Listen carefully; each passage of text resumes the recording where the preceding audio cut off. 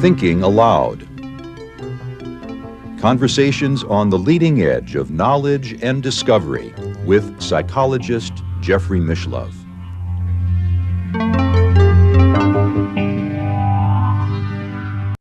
Hello and welcome. I'm Jeffrey Mishlove. Our topic today is archives of the paranormal. My guest is Walter Meyer zu Erpen, who is a professional archivist and also founder and a director of the Survival Research Institute of Canada. This interview was recorded in December 2021 in Las Vegas, Nevada, where Walter and I were both present as award recipients of the Bigelow Institute for Consciousness Studies essay competition. And now I'll switch over to that video. Welcome, Walter. It's a pleasure to be with you. Thank you, Jeffrey, and thanks for inviting me. You are an archivist, which is not a common job occupation. Why don't you describe a little bit what your work is like? Well, I did history first and then an archival studies degree at the University of British Columbia. I used to work for the BC government for almost 20 years, but I've been a consultant since 2005. So I'm an archives consultant for several organizations that are at arm's length from government. What does an archivist do? That's a good question, and something that I do very readily, very easily, because I've done it for so many years, but I never talk about it. That's going to be a harder question than all the other questions. Yeah. Well, I've recently been very involved in digitization projects, digitization of historical records, largely relating to land titles in the province of British Columbia. I've helped several clients with large moves and creation of modern archives vaults. So it's been a really hands-on process over the last number of years with a number of subcontractors working for me. Because we live in an era of information explosion. And so there's a need to preserve that information, and it's constantly increasing geometrically, I would think. Yeah, and I've largely managed to avoid dealing with the explosion of electronic information. I mean, we are creating digital images of historic records, but I'm going to leave that to the next generation to deal with the electronic data. I'm going to be happily finishing my career working with paper historic records. And in particular, with regard to parapsychology and psychical research, how did your interest begin?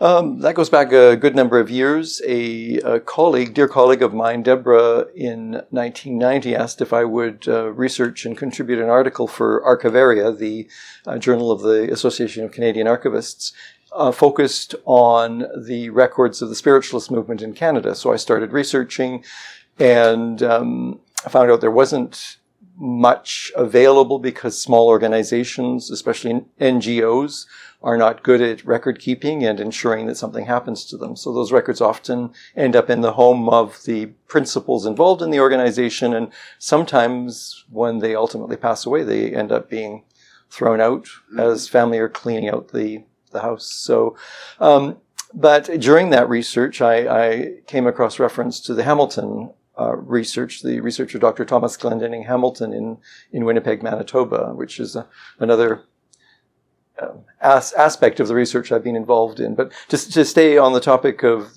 preservation of the historic records of parapsychology, because of that initial article in 1990, became increasingly interested, started to gather material that was being offered to me, and have focused on depositing it at the University of Manitoba Archives and Special Collections in Winnipeg because of the Hamilton Fond being there already. And things just gradually evolved, finding there were other archivists interested in the paranormal, and an initiative in Europe, a meeting in Europe in Utrecht, Holland, in 2014 that I helped co-facilitate, which was the Preserving the Historical Collections of Parapsychology meeting, the first meeting we had. And subsequently we held another meeting in Winnipeg in 2018, and then COVID hit, and we haven't quite figured out how to go forward with the next meeting. I guess it's fair to say that you could trace the development of scientific parapsychology back 90 years or so to about 1930 when J.B. Rhine began his research at Duke University, and psychical research and spiritualism goes back almost another 100 years before that to the mid-1800s. So at this point, there must be vast amounts of historical data. Maybe since the 1930s, but I think the volume of material predating 1930 is pretty small, actually. There's not that much. And even I think from the 30s and 40s, I would think the largest volume of material that's at risk currently is from the 1960s, 1970s, research by yourself and your predecessor generations of individuals whom we know who are now in their 80s and early 90s. And some of that has fortunately been preserved. The records of Bill Roll and Ingo Swan are at the University of West Georgia, and the archivist there, Blynn Olivieri, came to the meeting in Winnipeg that we held, and we had very good discussions. And I know that she's interested in acquiring more materials. You'll be aware that our colleague Erlander Haraldsson passed away not too many months ago. It was the end of 2020, and we were able to do a very nice tribute to Erlander in the renamed the Paranormal Review, which is now the magazine for the Society of Psychical Research that should be arriving in people's mail soon, the paper copy. People who are members of the Society of Psychical Research will get that magazine. Right. Yeah, or can subscribe and can access it online. But his archives, the fate of his archives have not yet been established yet either. I mean, he has made provision for those to come to the University of Manitoba as well, but we haven't worked out the logistics because of travel restrictions and the like. And I know that Jeffrey Kripal at Rice University is establishing an archive. That's a good point. Anna Sparberg is the university librarian there. She also came to our meeting in Winnipeg, and we had good discussions, and we're all trying to work collaboratively. I mean, this should not be a competition because there's as I said, it's a relatively small volume of records compared to the documentation in other fields, but we don't need to be competing. We need to find homes for this material. And now that you mention it, there's the collection of Ted Sirio's Thoughtographs, which is at the University of Maryland. That's right, yes. And Steve Browdy was instrumental in helping preserve those, and I think that's their second home. They had a previous home, and then for some reason it was decided that those records did not fall within the collection mandate of that library. And fortunately, Steve Browdy was still affiliated with the University of Maryland at Baltimore, and the records were relocated. And the curator there, Thomas Beck, Dr. Tom Beck, he came to the Winnipeg meeting as well. So we were fortunate to have Tom there, and he gave a very good presentation on the... So I guess while we're talking about preserving the historical collections of the paranormal, another individual who's been very instrumental is J. Gordon Melton, who made provision for his vast research collection to go to Santa Barbara. It's the University of California at Santa Barbara, I believe. And of course, he was the individual who combined, who researched and published those very large and very useful, the 2-volume encyclopedia of occultism and parapsychology, I believe the title is. Once a university acquires a collection like that, there's a lot of work that still has to be done. Oh, absolutely. Yeah. Yeah, no, it's not just a matter of collecting, and that's why today a big piece of the challenge of finding homes for the archives of the paranormal is universities are going to be looking for an endowment as well, or at least a contribution towards transporting the archives, and then all of the work behind that is organizing them, refoldering them into archival folders if that's possible, and creating finding aids and making the finding of aids available online. So ultimately the goal is to take the photographs and documents and digitize them and then find a way to make everything searchable. In a best case scenario, yeah. Realistically, though, it's not possible to digitize everything. I think most digitization projects are going to be selective, have to be selective. Another large and important collection I've been involved in is that of Bernard Grad. He did not do his research under the aegis of McGill University, but he was associated with. He was a professor of biology at McGill University. He passed away in 2010, and then his widow passed away a few years later, and I was fortunate to be able to help guide those records as well to Manitoba. So there's a finding aid. We were hoping to do a release with the family, with the sons, do a launch of the finding aid. But the finding aid is available on the University of Manitoba website. It's Well, I think this is very important because on the one hand, you have large segments of the academic community who treat the paranormal data that's been acquired over the years as if it never existed. right. And then on the other hand, you have library collections that say it exists and we have it and it's searchable. Oh, absolutely. Yeah. Yeah. So that, to me, that's very significant. Yes, yeah, and some of the finding aids are, in incredible detail when you have a chance to look at them.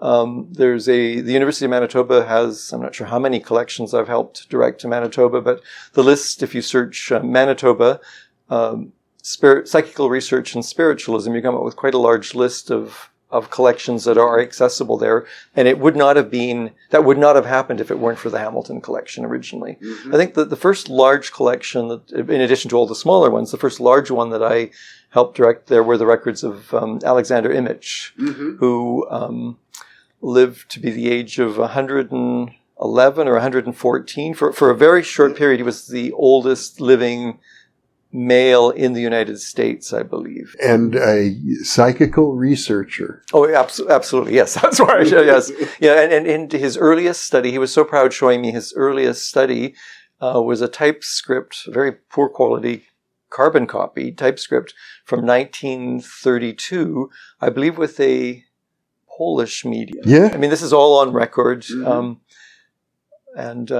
He was a fascinating gentleman. So his collection is also at the University of Manitoba. That's right, as well as the remaining records of Iris and George Owen with respect to the Philip experiments under the Toronto Society for Psychical Research in the early 1970s. And as I recall, I interviewed Stanley Krippner about his research on apports in Brazil. Yes, okay. With Amir Amadin, who was producing apports. And if I recall correctly, Stanley told me that the physical objects that were apported that he documented in his own research are now at the Manitoba collection. You're right. You've got a very good memory. You've got a better memory than I do, Jeffrey.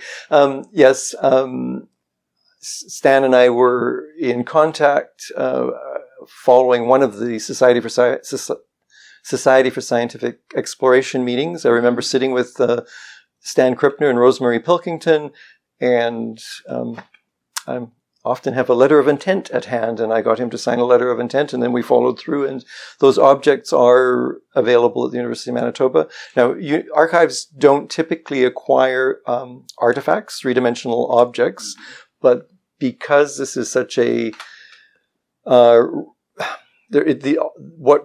survives in this field is so rare, I managed to convince them that they should take that. In addition, they'd already taken some of the spoon bending artifacts that were in Alex Imich's collection.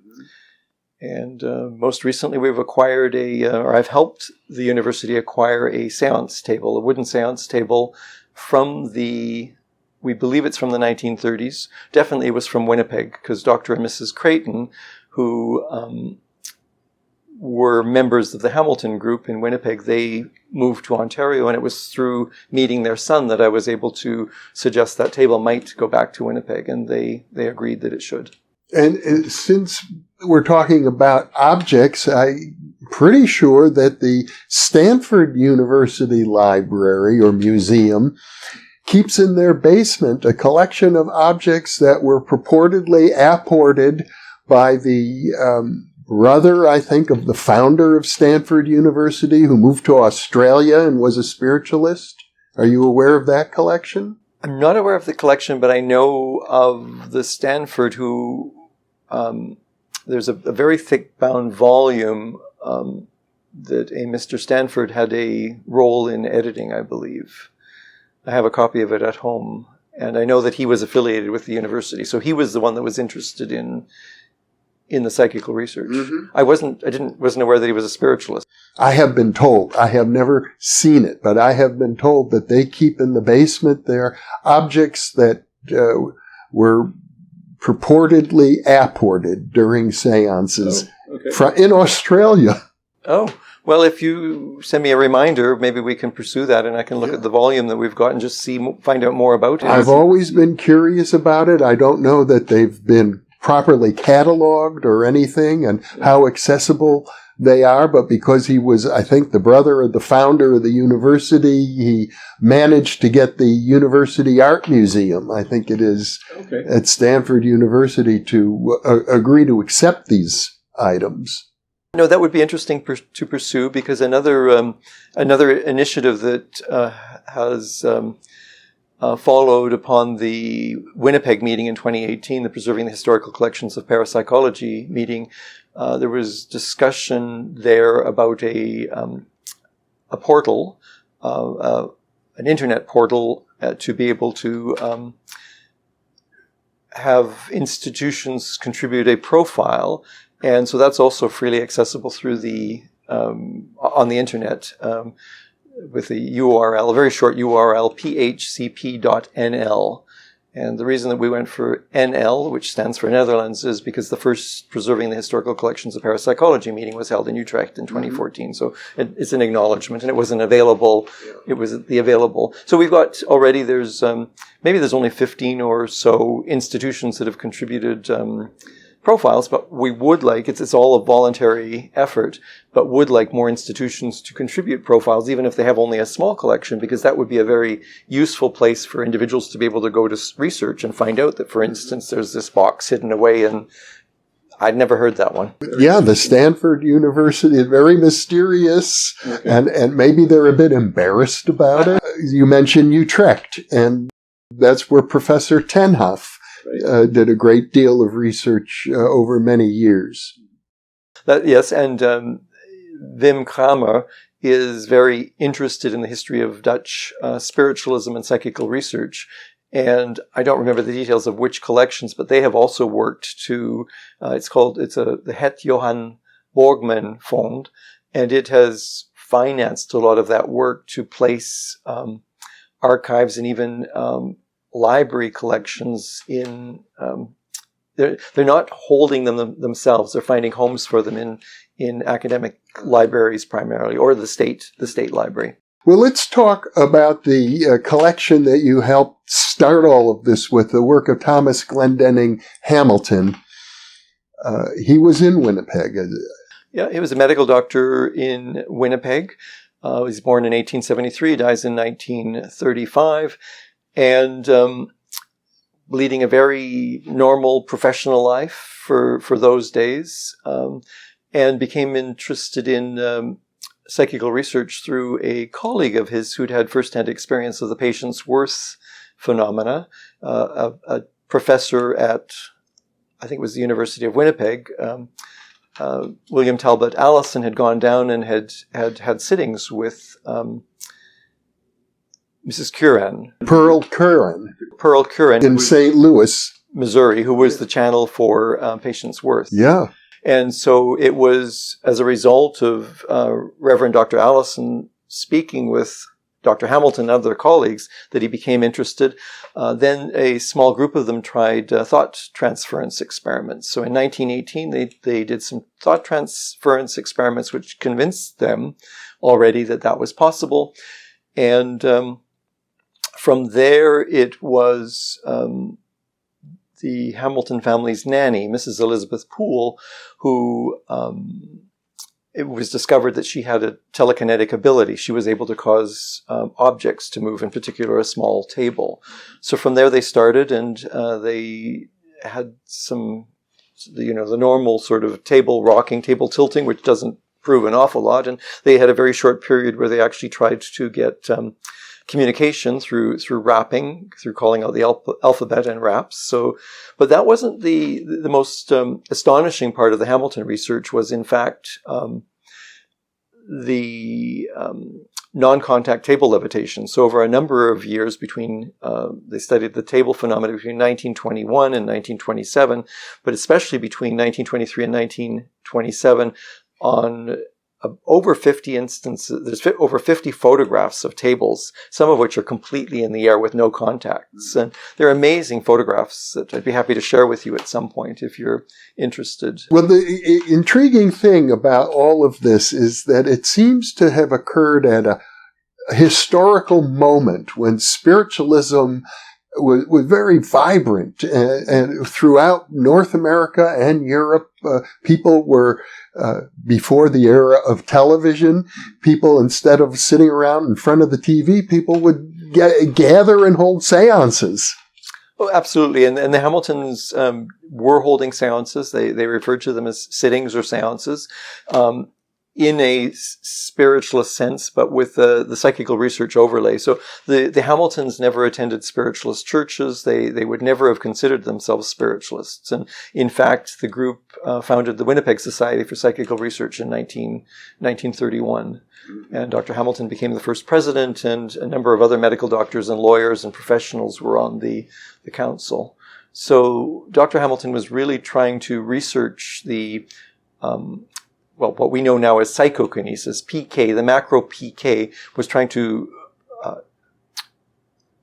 investigate that along scientific lines, and ultimately he had a bank of cameras, 11 cameras and 3 flash apparatus, including a remote control device. So he was able to take multiple photographs from different angles of all these phenomena that he observed. But of course, tables flying in the air don't prove life after death, don't even really give evidence of life after death. And many people, really, there's a lot of muddled thinking, in my opinion, a lot of muddled thinking about what evidence for life after death is and what constitutes life after death, evidence of life after death. So it was really when they started to get the photographs of ectoplasm, which was in 1928 when Marianne Marshall began sitting with them on a regular basis. She'd attended once previously, and then it was at some point in 1928 that she started attending as a regular member. Then her sister-in-law, Susan Marshall, joined the group as well, possibly the following year. So the amazing thing in the Hamilton case is that it wasn't a traveling road show. It was a stable group meeting in the Hamilton home in a seance room, a bedroom upstairs. The sitters went up to for the seances, and they had, to the extent possible, they had controls in place, and they'd have special observers would come on certain evenings, and when it was predicted by the trance controls that a special phenomena was going to be photographed, that an ectoplasm would be visible for photography that evening, they would ensure that the medium's body was searched and that she would be given fresh clothes that Mrs. Hamilton had provided. So they did, everything that they could to preclude the possibility of fraud. And there are some, there are affidavits from 1928. There's some affidavits in the Hamilton collection where every member signed an affidavit that they had not somehow tampered with or fraudulently introduced anything into the seances on 4 different evenings in 1928, 1929. And of course there's the remarkable photography of these, the numbers, it's hard for me to remember the exact numbers, but it was, I think they did the flash photography on 50 to 60 evenings, and they had 72 separate pieces of ectoplasm, because in some of the instances there was more than one piece of ectoplasm. This was, I believe, in the period during which Dr. Hamilton was still alive. And again, ectoplasm doesn't prove life after death. It doesn't provide evidence of life after death, except when you get these remarkable little miniature faces in the ectoplasm.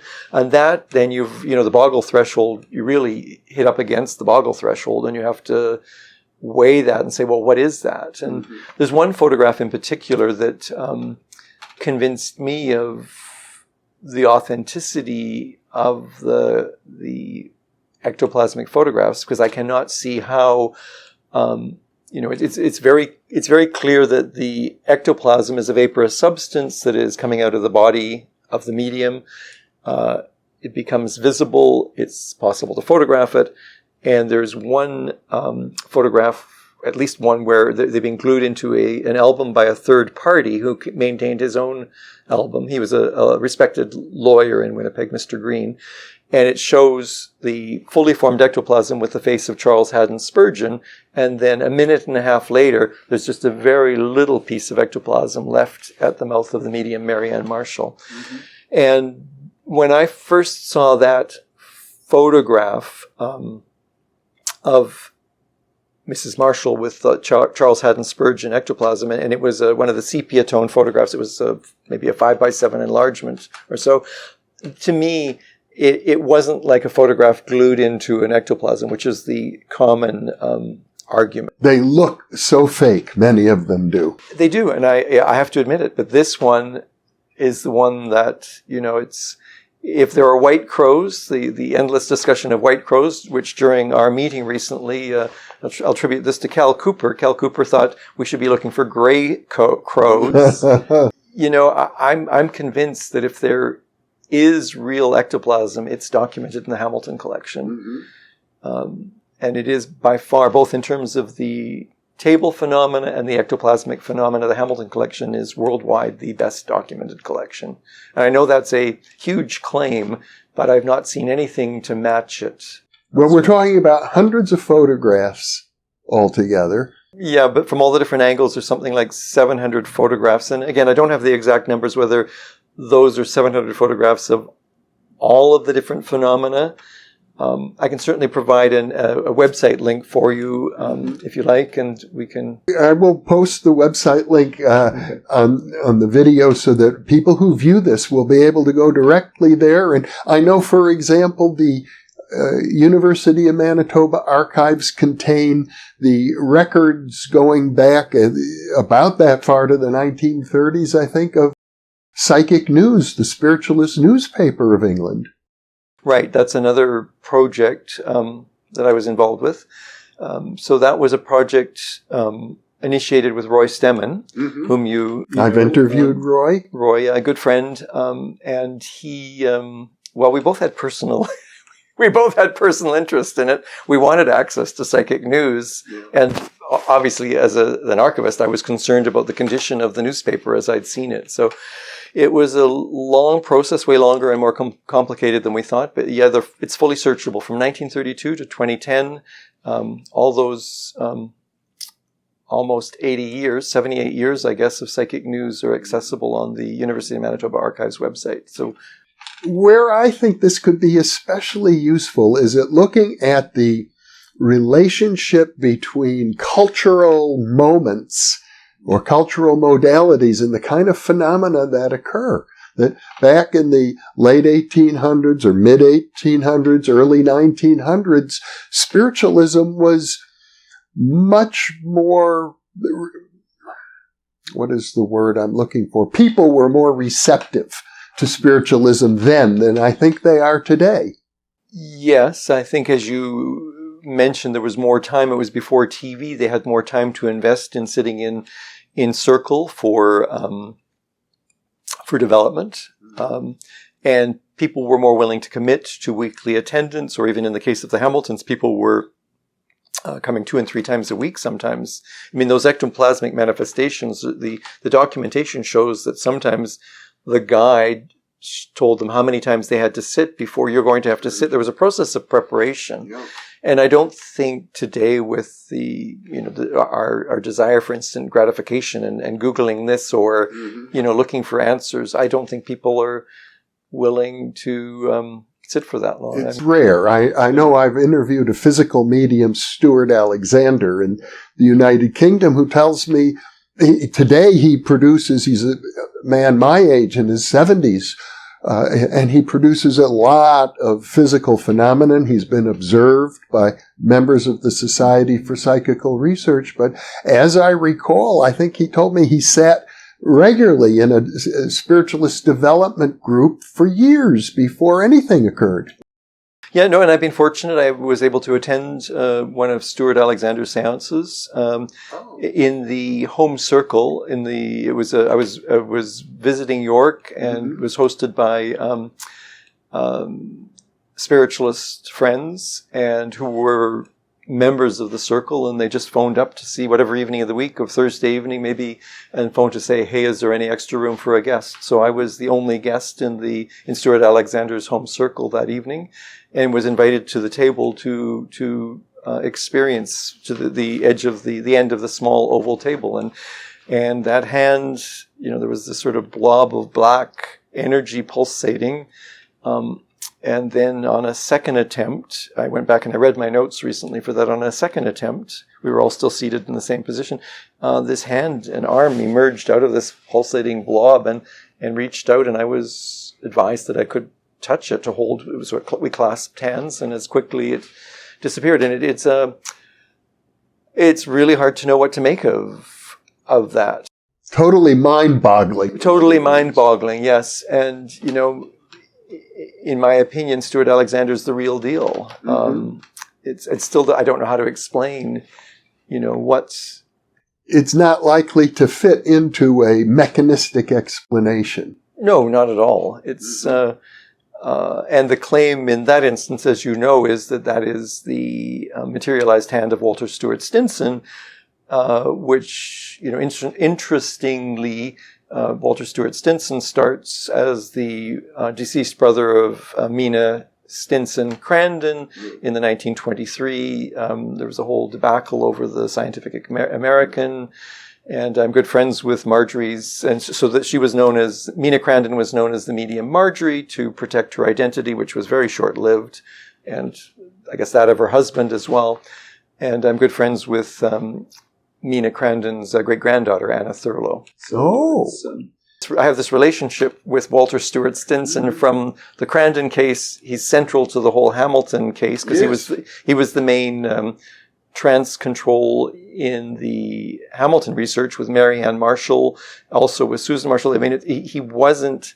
The Walter control was not limited to a single medium in the Hamilton case, and there were multiple mediums there. And then, of course, I've also experienced Walter in Hull, in Yorkshire, in the Stuart Alexander circle, but I'm not convinced that it was the same Walter personality in all instances, and nor was Dr. Hamilton. Dr. Hamilton is on record as saying there was no evidence, apart from Walter claiming to be Marjorie's brother, and there was attempts of Walter putting his eyes... for Walter's eyes appear in an ectoplasmic mask, but again, it's very, very difficult to... Well, the Marjorie mediumship was extremely controversial back in the 1920s. It was, yes. She became one of the most famous people in the United States. Right. At the time, there was Harry Houdini was involved. People accused her of fraud. Other people claim they witnessed phenomena under very good conditions. Her husband was a professor at Harvard University. Other Harvard scholars were witnesses to these things. Were there any materials preserved from the original Marjorie seances? As in, you mean ectoplasm? Or? Well, anything. For example, I know there was a Dr. Richardson who developed a device he used to... They did direct voice mediumship associated with Walter Stinson, and he had a device that all of the sitters attached to their mouths to ensure that no one in the seance room could create a voice. I believe it's called the voice cutout device or something like that. The water would prevent anyone from speaking. Like, I wonder if that device has been preserved. To my knowledge, no, it has not. I mean, Anna Thurlow does have the Crandon archives. So the Crandon, the research materials that have come down to her from Dr. and Mrs. Crandon are with Anna Thurlow. And I was fortunate when I first got involved, I was able to speak with Marjorie's son. Dr. John Crandon, he was adopted. Dr. John Crandon was still alive, and I had several phone conversations with him, which was ultimately how I managed to contact his granddaughter, Anna. That history, for people who are devoted to understanding the birth of psychical research and parapsychology. This is important historical information that could become lost completely. Yes, but fortunately, Anna will ensure that it is preserved somewhere. It's not. She's very aware of the archival importance of those, and she's got them in archival cases, in Hollinger cases. So she's doing her best, but she's interested in maintaining that material at this point, and she knows that as long as I'm around, I'm going to be I'm going to be making sure pestering her to make sure she makes provision for them. So there's also spiritualist communities like Lilydale and Camp Chesterfield, where I imagine they have preserved quite a lot of information going back many, many decades. I wonder if any of that gets to your attention. I haven't. I visited Lilydale, but Ron Nagy is the resident historian there, and there's a museum in Lilydale. There's also in Camp Chesterfield, there's a museum, and I'm just sort of assuming that they are doing what they should be doing. And it would be great, though, if we could find a means of securing a digital copy of the Psychic Observer, which was the U.S. equivalent of Psychic News. But I'm not even aware where there's a complete copy of it. There are many artifacts from the spiritualist era because mediums, for example, produce spirit paintings. Yes, and it's not really my area of expertise, but there's been several books recently on those precipitated paintings. One done by Ron Nagy, I believe, and the other one by Riley Hagerty has done a book on the precipitated paintings. So. Because on the one hand, I think the conventional wisdom is this is all a question of a sleight of hand and out and out fraud. And other people argue, I think very carefully, that at least in some instances, that the fraudulent explanations don't hold up. No. There's it's very unfortunate that there's this layer or veneer of fraudulent activity on top of very genuine phenomena, and with respect, for instance, to the macro PK experiments of Dr. Hamilton, the group that met in my home in Victoria we met for many more years, but we were focused largely focused on table phenomena for over 10 years. We achieved the sort of standard rocking back and forth of a table. It was a almost square 21 foot-pound IKEA table with the legs at the outer edges, and we did it in good light. And the best phenomena we were able to obtain were 3 legs up off the ground and the table pivoting around on one leg. And it was in my home. There were no wires. There was no trickery. I'd been working with the same people for many, many years. They're all good friends. There was no hocus pocus happening there. There is a life force energy, or whatever one wants to call it, macro PK, which all that is a label of something we really can't define.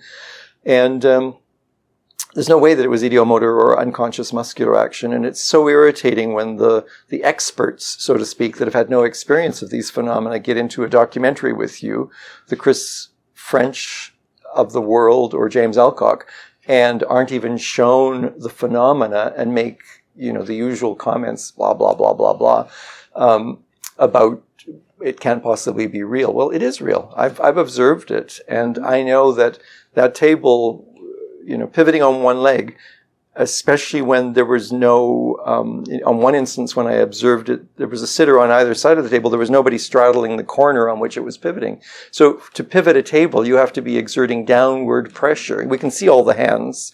And, I've got video photography, where we can see that everybody had a single hand and the hands are very light on the table. So it's, in one instance we had, William Stoney, William and his wife Joy attended on a number of occasions, but I recall recently when I did a presentation about the table phenomena, going through the notes again, and the best instance was when we saw the pivoting motion on all 4 corners in quick succession. So you imagine a 21-pound square table, normal table height, and pivoting on one leg, then the other leg, then the other leg, and the other leg. And it was just, we're all so excited. You can hear my voice. Oh my God, it's all 4 legs in a row, all 4 corners in a row.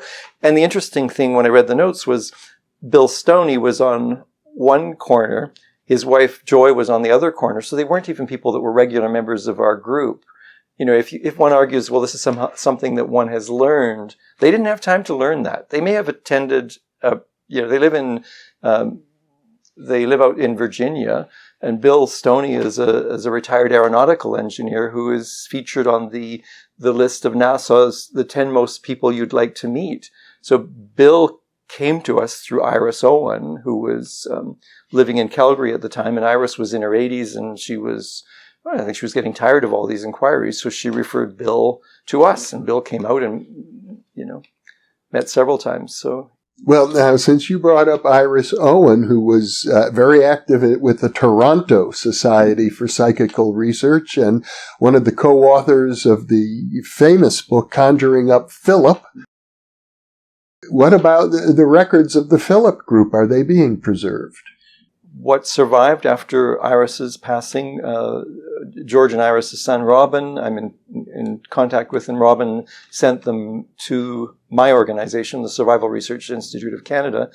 And I digitized some of them. They're available through the Survival Research website. There's a photograph of the Owens group, and then you can drill down from there. And the New Horizons Journal, whatever was offered to us, all of the occasional papers are all digitized and freely downloadable as PDFs there. And the originals have gone to Manitoba as well. And I don't want to hold on to anything. Everything I get my hands on goes to Manitoba unless I can find another organization. So your philosophy is that this kind of data should be put into libraries where you have professional custodians and public access. Absolutely, yeah.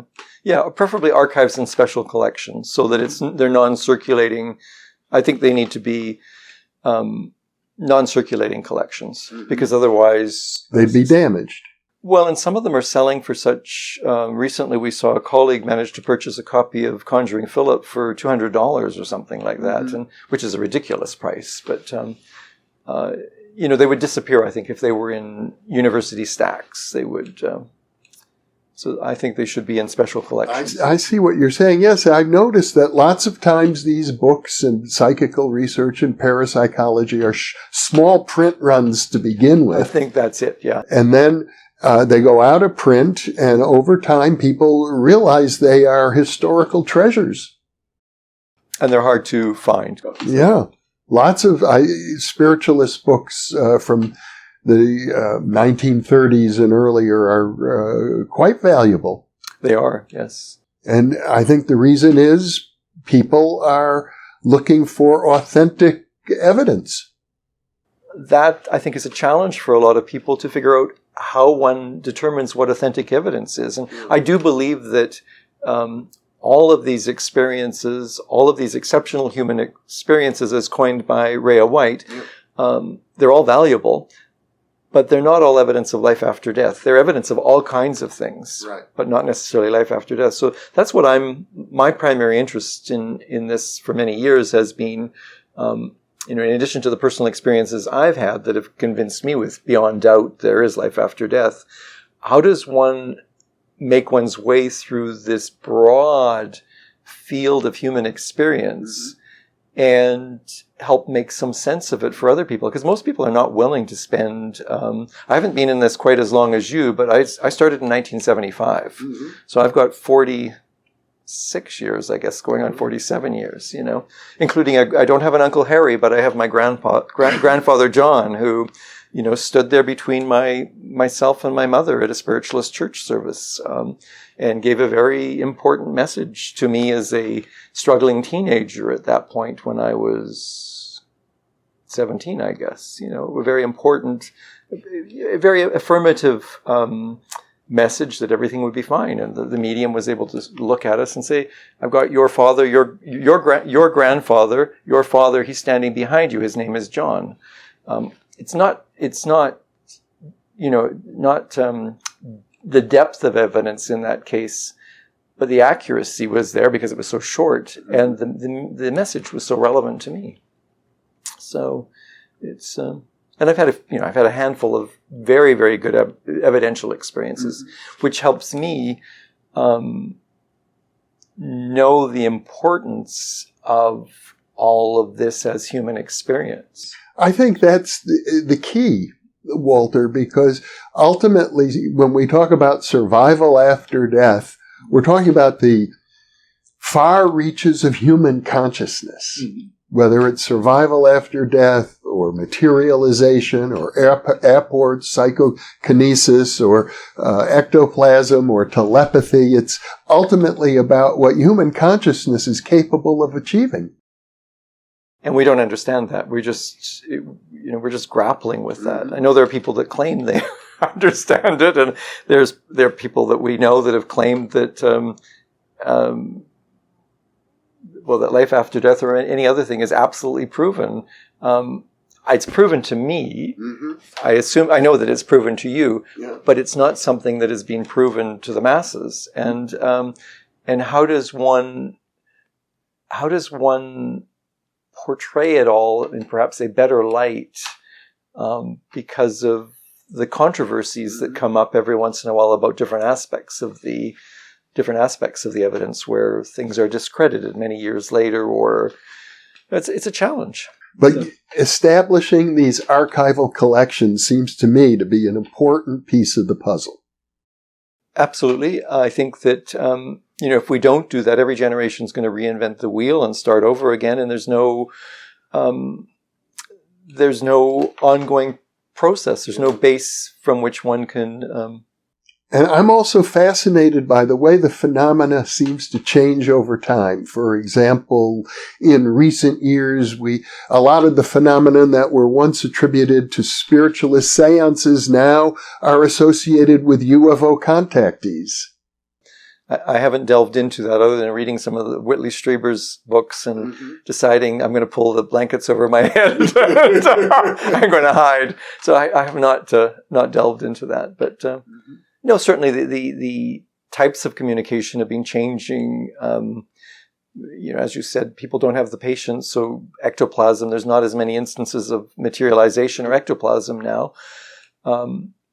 But I think we really have to work to tease apart the fact that there's a distinction between these phenomena being genuine phenomena as opposed to them necessarily being evidence of life after death.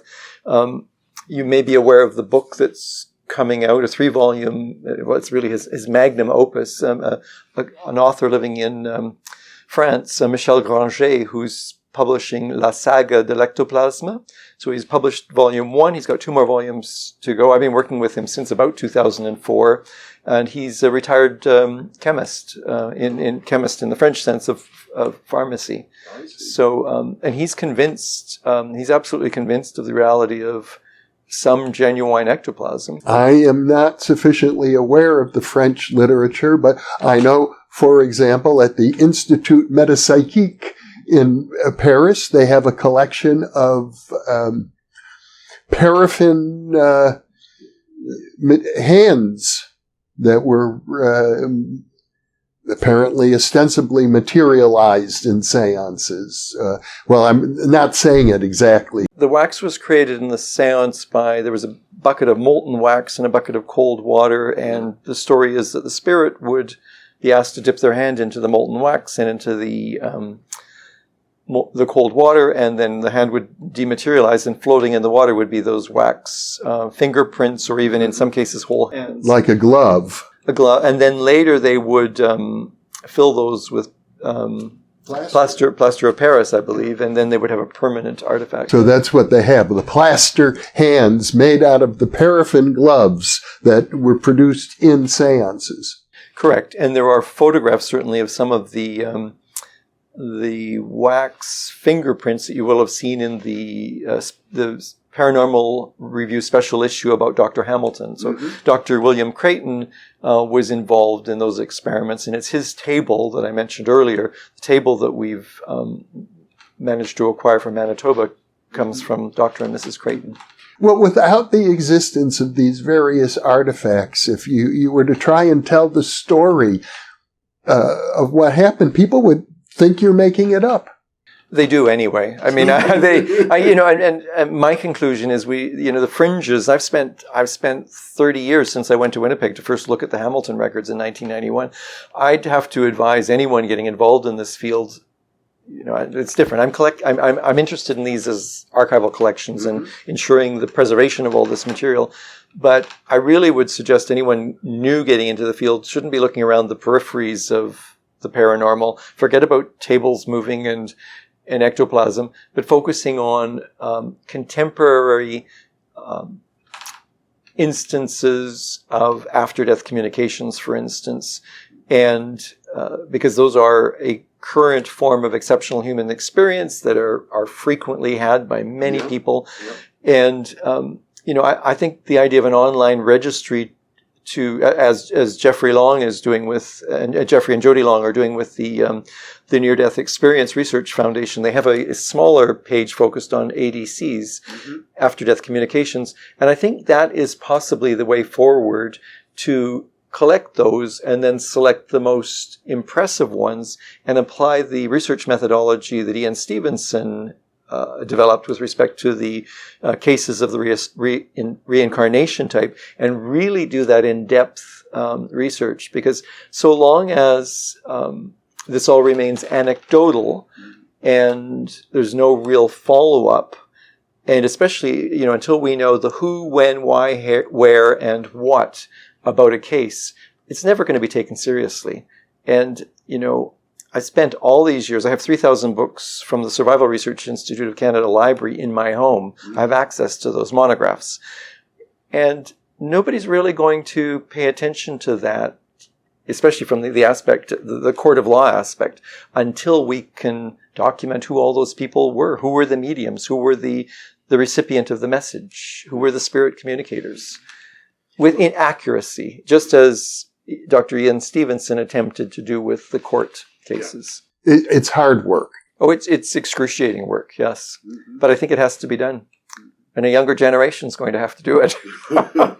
Unless you're willing to take on another challenge. We all do what we can, and it's important to preserve things for the future generations so that they will know what we've done, because let's go back 150 years, a lot of fascinating work was done, but very little of it has been preserved. Absolutely, yeah.